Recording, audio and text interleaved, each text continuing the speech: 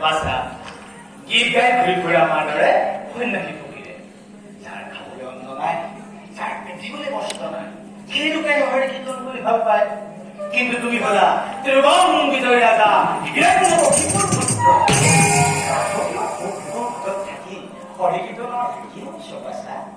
ৰজাৰ ল'ৰা হ'লে হৰি কীৰ্তন হ'লে বেয়া বুলি আপোনাক কোনে ক'লে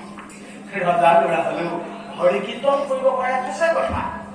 কিন্তু তোমাৰ পিতৃ হৰি ফুৰ্তি সেইবাবে বাছা তুমি যদি হৰি কীৰ্তন কৰা তোমাৰ প্ৰতি পিতা অসন্তুষ্ট হ'ব নহয়